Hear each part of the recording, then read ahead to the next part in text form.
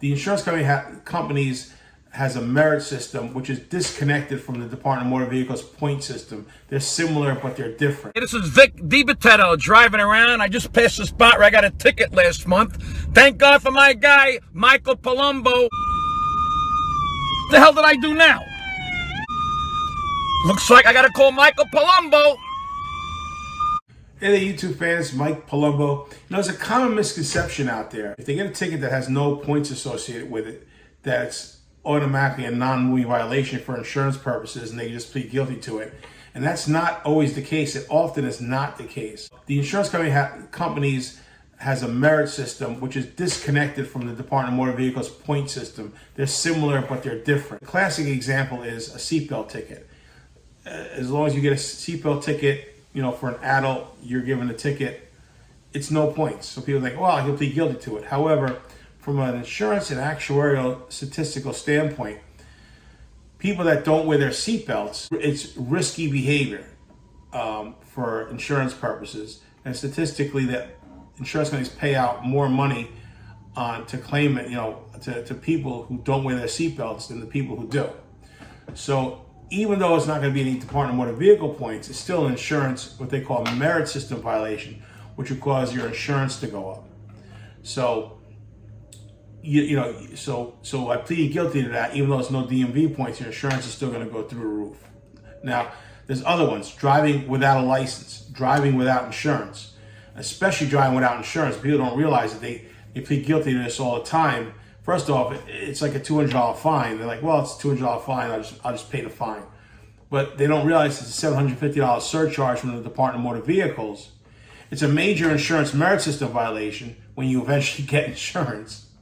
And it's a 1-year license revocation, which is not a suspension. A suspension, we can always dance around suspension, get your conditional privileges. Revocation, you ain't driving for at least a year. After a year, you can reapply. It takes 3 to 4 months for them to approve your application to drive again. So you're looking at, you're going to be out of commission for at least 15, 16 months if you get convicted of that. People, it's not apparent to them. Another thing is, a lot of people will say, well, my license is out of state, and they don't put points on my license for out-of-state convictions. True. Many states don't. However, there is still an interstate compact. There is still a Federal Motor Vehicle Registry that all the DMVs report to, and the other DMVs are constantly monitoring to see where their motorists got tickets from out of state, and they still accrue the conviction to your record. And like, for example, in Illinois, 2 speeding tickets in 12 months, they suspend your license, they revoke your license.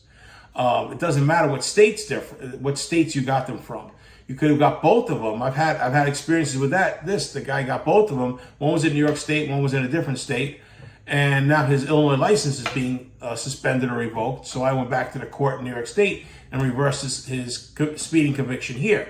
But it would have been a lot less aggravation, a lot less money and time, a lot less stress if he just contacted me, and I would have avoided the speeding ticket conviction to begin with. So there's a lot of nuances too. If you have a CDL, a lot of people think, well, I was in my personal car when I was speeding, so they can't gig me as it pertains to my CDL. No, they do. They report it to the Federal Motor Carriers Administration. You get the compliance safety regulation points, and that could impact your ability, your insurance rates, or your ability to work for an employer, a trucker. But a lot of truckers do that. They're like, well, I was in my personal vehicle speeding, so this has nothing to do with my job. It does have something to do with your job. If you're a junior driver and quintessential seatbelt ticket, that will trigger a suspension of your license.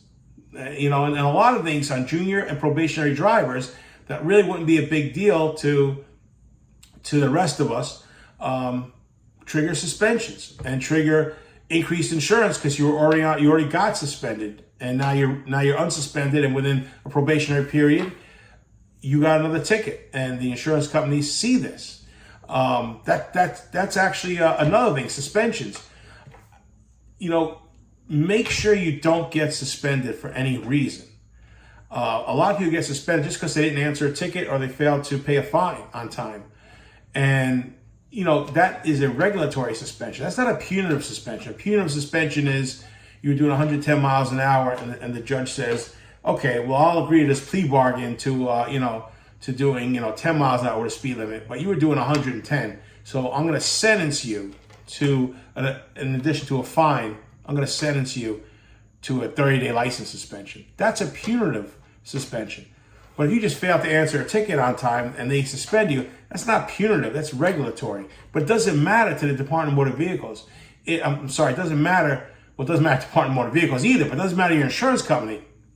If you get suspended in New York State for any reason, for any length of time, your 1 day suspension, they're going to gig you for the next 3 years over that. People call me in a panic. They're like, look, my insurance went up. I was suspended for 17 days. I was out of state. I got a notice. I didn't see it. I was away, and I fixed it right away, but now my insurance is going up for the next 3 years. Can you get the record of suspension off my driving record? I can't do that unless it was an actual mistake of the Department of Motor Vehicles. Or something that triggered the suspension, like a third speed in 18 months. If I could reverse that conviction, then the record of suspension comes off the driving record. I could do it like that. But unless it's an actual mistake, or I can unring the bell that put it there to begin with, if it's a correct suspension, there's nothing I can do. Nothing I can do at all. So these are things, this thing really morphed. I just wanted to talk about like certain violations that didn't have points that still cause insurance increases. And I start talking about all these other things that may or may not have points but can cause big problems on your license. Which is the reason why the overarching point is, hey, look, call me. You get a ticket in New York State, the call is free, the advice is priceless. I heard that somewhere. I can't remember. I didn't make that up though. But the call is free. You get good information about the best way of handling it. Look, I'm not gonna like tell you, oh yeah, it's